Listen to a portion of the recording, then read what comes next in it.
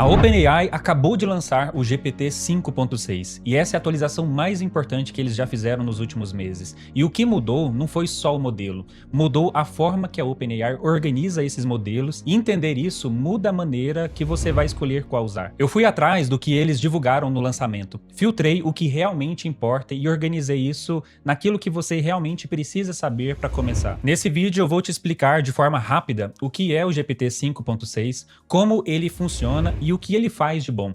E logo em seguida eu vou fazer um teste prático aqui abrindo o app da OpenAI. Então vamos ao que interessa. O GPT 5.6 ele chegou em 3 versões: Sol, Terra e Luna. E tem uma lógica nova por trás desses nomes. O número, o 5.6, indica a geração do modelo. Já os nomes Sol, Terra e Luna indicam o nível de capacidade de cada um. A ideia é que esses níveis evoluam no próprio ritmo, sem depender de trocar o número em cada nova geração. Ou seja, em vez de ficar decorando o nome técnico, você olha o nível e sabe qual que é aquele modelo que você está utilizando. E cada um desses níveis serve para uma coisa. O Sol é o mais potente, o modelo pesado feito para tarefa complexa, para coordenar vários agentes de uma vez ao mesmo tempo. O Terra fica no meio termo, é o equilíbrio, aquele para você utilizar no dia a dia, que dá conta da maior parte do trabalho.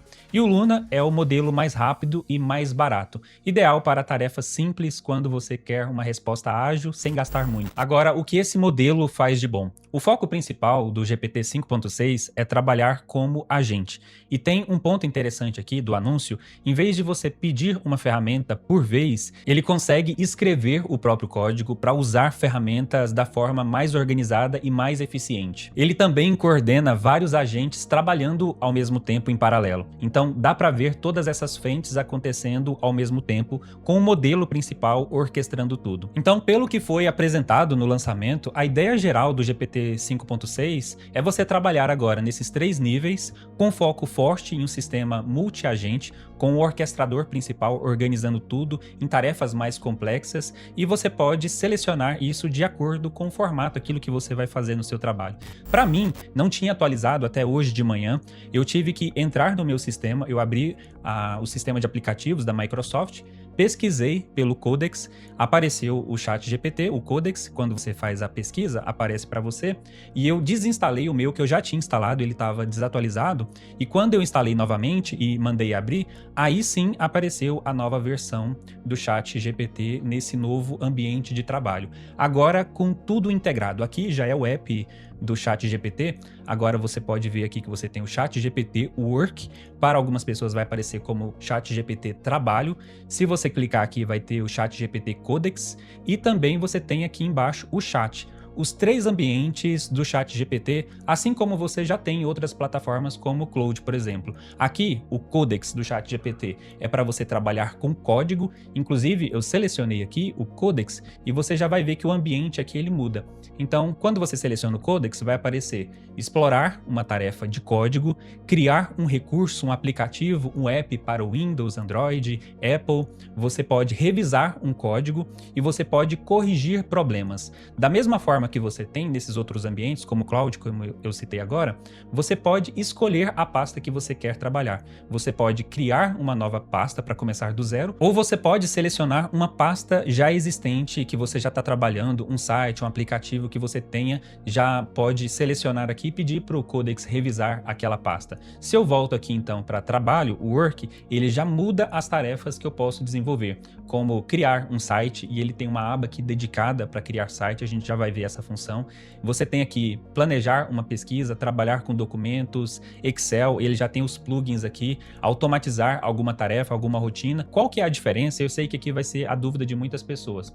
O Cowork e o Codex é como se fosse, se a gente for pensar no Cloud, o Cowork seria aqui o Work, ou seja, exatamente na mesma linha, pegando exatamente essa referência. O Codex, ele seria a versão do Cloud Code, ou seja, fazendo frente diretamente aqui ao principal concorrente da OpenAI. OpenAI, que é a Anthropic. E você tem também o chat para questões mais diárias. Quando você clica no chat, e você pode estar em qualquer tarefa, inclusive na apresentação eles fizeram algumas demonstrações assim, você pode estar trabalhando aqui no Cowork ou no Codex, fazendo alguma programação e ao mesmo tempo abrir aqui um chat e fazer uma pesquisa de um assunto, fazer uma pesquisa na web, tirar alguma dúvida, enquanto você está trabalhando aqui nesse ambiente principal. E como eu comentei, quando você vem aqui em selecionar modelo, você pode selecionar. Para mim, veio de forma padrão selecionado no Sol. Eu vi algumas pessoas falando que não apareceu para eles o Sol ou apareceu só a Terra. Na verdade, o que aconteceu quando você atualiza o aplicativo, vai ter essa aba principal aqui para você clicar em avançado. Aí sim vai aparecer os modelos que você pode selecionar e o nível de esforço e a velocidade que eu comentei. Então, para tarefas do dia a dia, eu vou selecionar aqui o Terra, para a gente fazer alguns exemplos. Vou deixar aqui no esforço leve, que no caso do Codex e do Work, é o modelo padrão para trabalho. E eu vou selecionar aqui uma pasta de um trabalho existente, eu vou mostrar aqui no modo Work. Basta você selecionar a primeira vez e você clicar em selecionar. E eu vou agora mostrar para vocês qual que é essa pasta desse exemplo aqui que a gente vai trabalhar. Abrindo aqui, eu tenho então uma planilha aqui financeira. Nessa planilha eu tenho alguns dados aqui de controle que eu fiz uma amostra, uma planilha de controle financeiro de alguns clientes, de algumas entradas ao longo do ano. Eu deixei apenas uma amostra disso. Então, eu tenho aqui um painel. Eu não quero explicar para ele, eu quero ver como que ele iria trabalhar dentro dessa pasta. Então, nós estamos dentro do aplicativo, eu estou aqui selecionado a pasta de teste e finanças, que eu tenho essa planilha. E agora, a partir dessa pasta, eu vou pedir para ele criar para mim um dashboard. Nessa pasta de trabalho, eu tenho uma planilha de controle financeiro. Crie para mim um dashboard para ilustrar o controle financeiro de todas as movimentações que eu tenho dentro dessa planilha. Vou deixar ele trabalhando, eu estou selecionado aqui o GPT 5.6 Terra, que é o modelo intermediário para tarefas diárias, e ele está analisando agora a estrutura da pasta. Então ele já trabalhou aqui por 1 minuto e 3 segundos e ele está me dizendo que ele encontrou uma base bem organizada de lançamentos, consultorias, contas, painel, resumo já existente. Para o dashboard, qual o foco deve ser prioritário? Fluxo financeiro mensal, acompanhamento de consultorias, valores a receber ou os dois com o mesmo peso. Eu vou responder aqui para ele que eu quero os dois ao mesmo tempo. Então eu já mandei aqui e ele já concluiu a tarefa, ele gerou aqui para mim esse link que eu posso abrir por aqui diretamente ou abrir aqui no chat GPT, ou eu posso também copiar esse link. A ideia, quando a gente vai trabalhar num ambiente integrado, é que você consiga visualizar no mesmo ambiente. Então, quando eu clico aqui no link, eu posso estender ou diminuir, ele vai abrir essa tela. E aconteceu aqui para mim o mesmo problema que eu já vi em outros momentos, em outros testes que eu estava fazendo aqui. Nessa versão inicial, por algum motivo, ele não está conseguindo abrir no próprio sistema, no próprio aplicativo, esses servidores locais, para você poder ir acompanhando antes de fazer uma publicação ou antes de você utilizar aquele produto ou ele ir para produção. E ele não está abrindo aqui em nenhuma instância. Então, se eu tentar de novo aqui, fechando todas as abas, ver se ele vai abrir, se eu consigo recarregar, e novamente ele não conseguiu. Se isso acontecer também para você em algum teste, imagino que eles vão corrigir isso, eu vou copiar o link e vou abrir aqui o meu navegador. Agora sim, ele abriu pelo navegador. Então você vai ver aqui o localhost, ele dá o endereço da pasta que eu estou trabalhando e o aplicativo HTML que ele criou. Então se eu for lá na minha pasta agora, vai ter esse HTML que ele criou para poder fazer esse teste aqui. Então esse é o app que ele criou e gerou esse HTML local para a gente fazer uma avaliação prévia daquilo que ele criou. Então ele entregou aqui um dashboard para mostrar em relação à geração de caixa, que era uma das primeiras abas que a gente tinha, fluxo de caixa e as consultorias. Então ficou um dashboard bem simples, né? Eu confesso que eu não gostei. Eu vou fazer um outro teste aqui, eu vou mudar de modelo, eu vou selecionar aqui o Sol 5.6 e agora eu vou refazer o pedido aqui dizendo que eu não gostei dessa versão. Refaça esse dashboard deixando ele mais elegante, mais completo, de forma que eu possa controlar de forma gráfica todo esse fluxo de forma única. Faça o dashboard final com todos os gráficos para eu poder acompanhar e me gere novamente o link. Agora sim, vou mandar esse pedido aqui. E agora, algo que ele não tinha feito antes, ele selecionou aqui 4 etapas diferentes para poder organizar essa planilha de forma mais completa para gerar para mim o dashboard. Então ele mapeou todas as abas, ele está agora reconstruindo o dashboard com os KPIs, todos da tabela, com auxílio gráfico.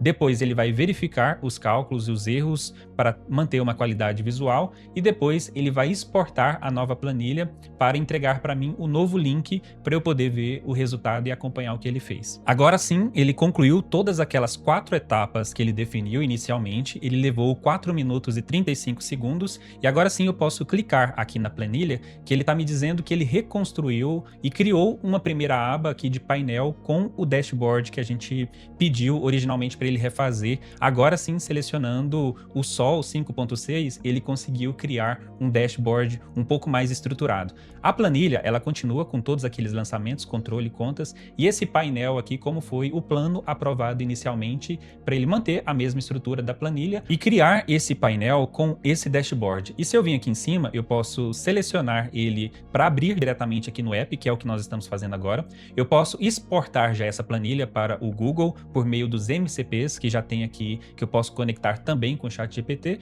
e eu posso abrir o arquivo na pasta que foi criada. Então esse novo arquivo ele foi recriado, ele gerou aqui uns novos arquivos e eu posso abrir o Excel original que já estava na pasta, e abrindo esse Excel ele vai me mostrar o dashboard já criado com todas as funções. Então aqui de forma editável eu posso selecionar, clicar, eu posso fazer alteração, verificar que tem as fórmulas aqui realmente calculadas do jeito que eu pedi. Eu posso manipular, adicionar elementos, mudar as cores, eu posso reconfigurar o tipo de painel aqui se eu quiser, posso mudar para colunas, eu posso colocar outras cores, eu posso alterar também os eixos, tudo configurável como eu tinha pedido inicialmente. E voltando então lá no app, eu posso fechar aqui essa aba ou minimizar a aba e fazer outras alterações ou manter essa planilha dentro dessa pasta que a gente tem aqui selecionado, que é a pasta de teste e finanças, e todas as vezes que eu for voltar nessa pasta, que eu for fazer um novo trabalho,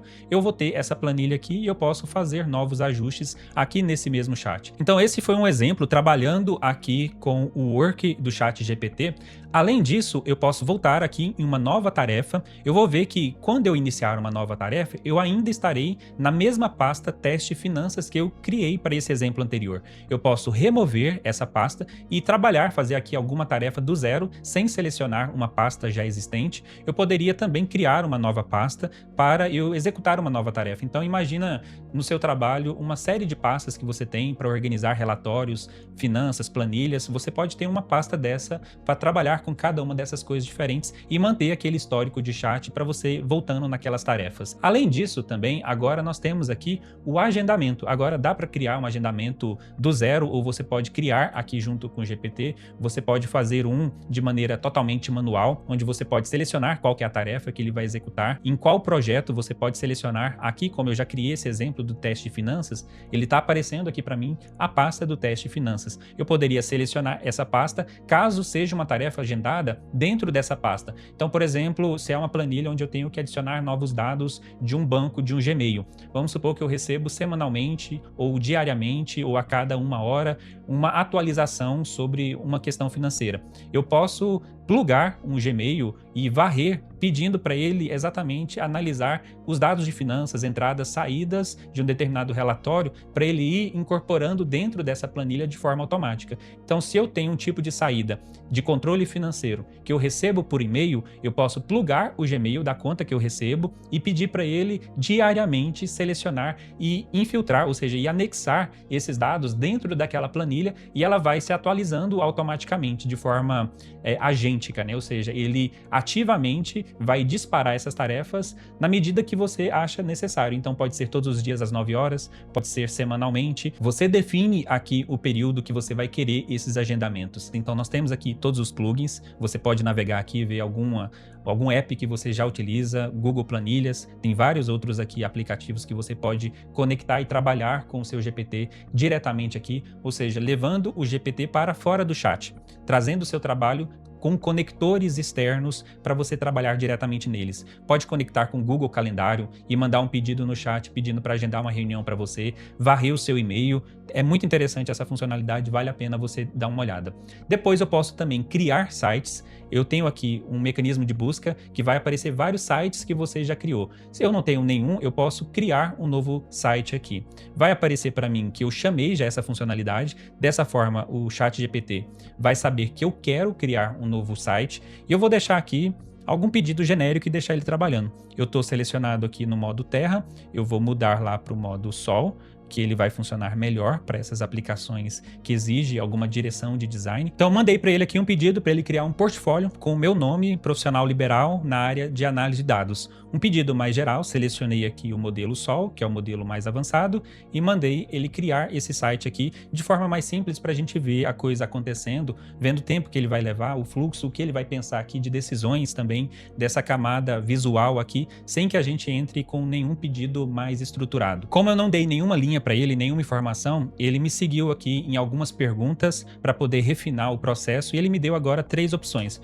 Eu vou selecionar a primeira opção que ele me deu das 3, que é editorial científico. E ele está pedindo aqui para me confirmar todo esse processo que ele fez, eu vou dizer que pode fazer e agora então ele deve iniciar o processo de criação desse site. Agora sim, ele já concluiu todas as etapas, ele levou 13 minutos para poder criar todo o site. Eu posso aqui abrir diretamente no ChatGPT, aquele que deu o problema anteriormente, abriu numa aba e não conseguimos visualizar. E eu posso aqui, ao clicar em compartilhar, eu posso copiar o link para eu poder abrir no meu navegador. Ao abrir no navegador, no primeiro momento, vai aparecer essa autorização. Quando eu clicar em continuar com o ChatGPT, eu vou autorizar na mesma conta do meu ChatGPT que eu estou logado. Agora, como eu tenho autenticação de 2 fatores aqui e ela se renova a cada 30 segundos, eu vou colocar aqui o código que ele me enviou aqui no meu aplicativo e vou autorizar. Uma vez autorizado, eu já vou poder criar sites com o ChatGPT e olhar aqui a visualização em tempo real. E ele já criou aqui para mim esse site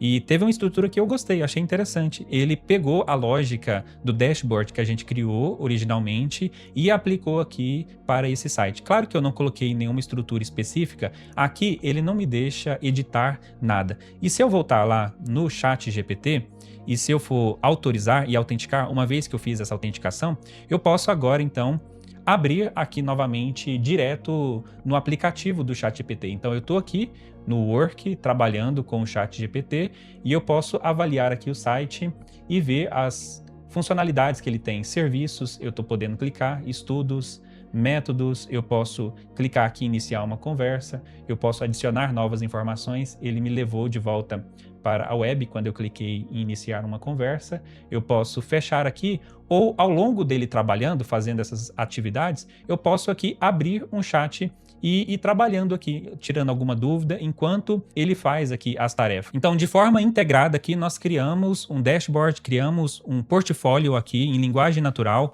onde nós podemos selecionar o Work ou o Codex, podemos interagir no chat ao longo da tarefa, tudo no mesmo aplicativo. Na minha leitura, essa mudança do ChatGPT, ela vai na mesma direção das outras plataformas, uma integração do sistema, também um investimento forte em multi-agentes. Nesses exemplos que nós utilizamos, ele não chamou nenhum multi-agente para trabalhar nessas etapas. Talvez porque era um processo simples e não precisou. Mas acho que vale o teste, achei interessante. Eu já uso muito o Codex aqui, junto com o Cloud Code, para trabalhar em tarefas onde eu coloco um para revisar o código do outro. Então, esse foi o vídeo de hoje. Espero que você tenha gostado. Se ficou alguma dúvida, deixe aqui nos comentários para nortear também a gravação dos próximos vídeos. Não deixe de se inscrever aqui nesse canal e nós iremos nos ver então no próximo vídeo.